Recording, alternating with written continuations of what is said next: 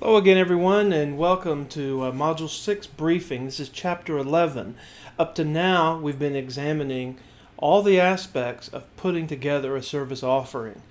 This takes into account the client's needs and a good understanding of those needs, and making sure that what you design is validated by what the customer actually wants. We've also thought through how to make services more tangible, and we've given thoughtful attention to the overall process in both tangible and behind the scenes aspects of delivering the service.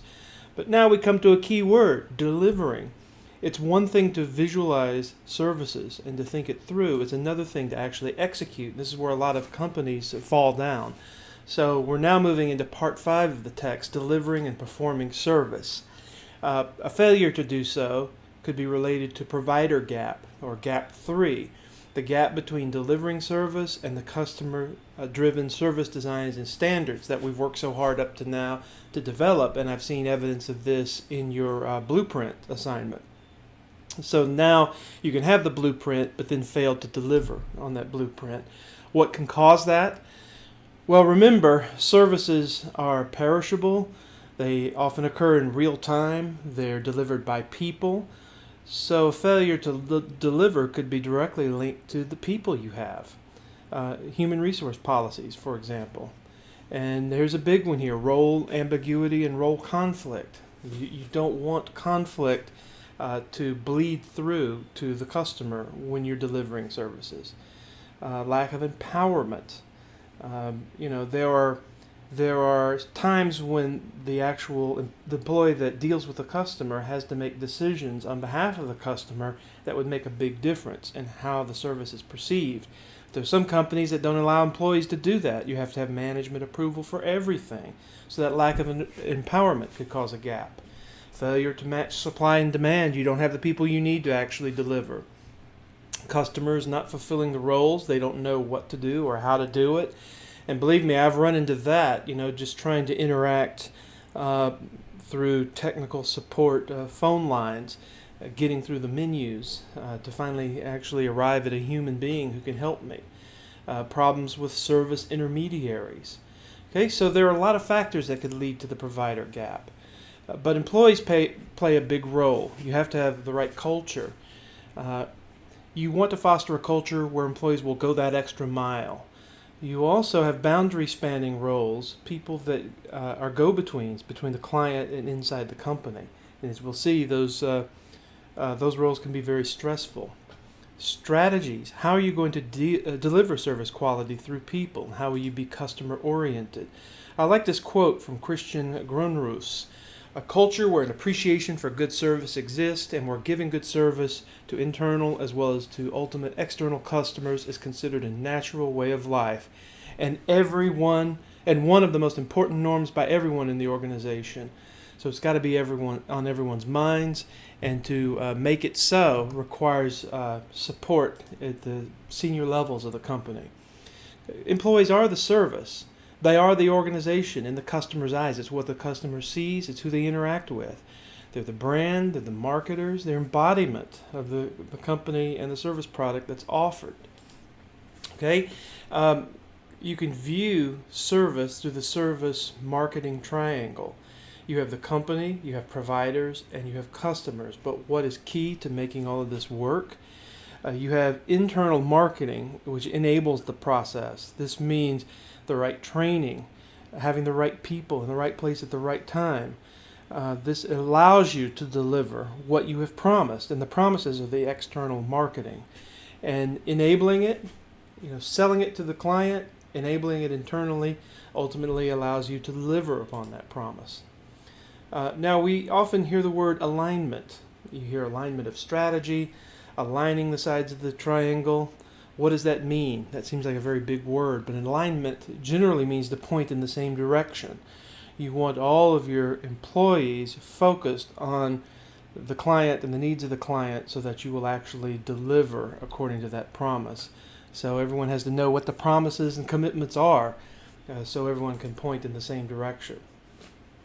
So the services marketing triangle can be applied to a lot of different firms that you might interact with. So if you think of a service organization In the context, you're focusing on who occupies each of the 3 points of the triangle. How is each type of marketing being carried out? Are all 3 sides well aligned? Are there specific challenges or barriers? This is a way for you to analyze the quality of a service organization through the use of the service marketing triangle, and also it provides a way for you to evaluate your own. To make promises, you have to understand customers' needs, manage expectations, because you don't want customers to expect more than what you've promised. Sales and promotion, advertising, these are all parts of promises. And I've seen from time to time class action lawsuits for companies that advertised something but then didn't deliver it exactly, and it came back to bite them. So we have to be careful of what you advertise, because what you advertise outside the company is a commitment or a promise. Keeping them is what's involved in delivering service, being reliable, responsive, having empathy for the customer. I'd like to see more of that in companies with whom I interact. Understanding face-to-face telephone and online interactions. I saw an interesting article, I think it was on the Wall Street Journal, about an annual contest in Japan where they pick who has the best telephone answering voice. It's a contest of administrative assistants in Japan. It's considered so important to, in a very courteous manner, answer the phone. And you could see a big difference in telephone presence. The customer experience. Then the moment of truth is that instantiation of your service when you're interacting directly with the customer. Ways to use it, you could look at it as a strategic assessment. This is where you think of strategic alignment, meaning is the whole organization pointing in the same direction? If not, what's out of alignment? What is not organized in such a way that it delivers upon the commitments you've made outside the company? Specific service implementation. What's being promoted? How will it be delivered? Are the supporting systems in place? These are questions you ask in order to determine alignment. You also have to think of the service profit chain. This looks a little bit like the service blueprint, but it's not. What it shows is that internal service quality is enabled by employees, and that happens when you retain good employees and you have productive employees, and that happens when they're satisfied. It produces external value. That in turn makes the customer happy. The customers are loyal. You grow revenues and you become profitable, and it becomes a positive reinforcing cycle. So this is what you want. I'm sure some of you have been in boundary spanning positions. I remember for many years I was in a product management position, and we had products and services we would deliver to customers, and I was always trying to coordinate deliveries, new product requirements. Very, very difficult. You had to motivate the internal organization to get them to deliver what was being required by the client, and on the other hand, your customers often wanted more than what you could do. So it could be a very stressful situation. High stress, as it says in the text. I know, I've been there. Lots of sleepless nights. I remember one time even mowing the lawn, and I was in the backyard, and I had this pit in my stomach because I'd been yelled at by a customer, and I knew I was going to get it the next day when I went back to work. So the boundary spanner is critical. How do you manage that interface between external and internal operations? You can get emotional labor. Labor goes beyond the physical or mental skills. You have to it requires suppression of true feelings sometimes. You can get your emotions involved, especially when you have very, very demanding clients. There's also conflict in boundary spanning roles. Often you will get a demand from a customer and you need to expedite something, and that may force you to cross multiple boundaries in the organization, and that can cause conflict. So you can read this in the text. This shows strategies for how to deliver service quality through people. You start at the center, which is being oriented, customer oriented. Then beyond that, you hire the right people, retain the right people, provide needed support systems, develop people. Here, this hitting the target in the center is all about people. And then you see on the outside of the circle themes like empowering employees, promoting teamwork, being able to measure quality internally. This is a chart, if you're a service organization, you ought to hang on the wall in your office. Empowering employees is a good thing. You can have much quicker responses to customer needs during service delivery. You want those employees to go the extra mile for the customer and go above and beyond when required.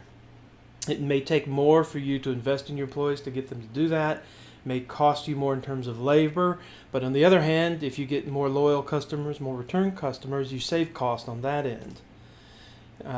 Here's the traditional organizational chart that we all see in most organizations.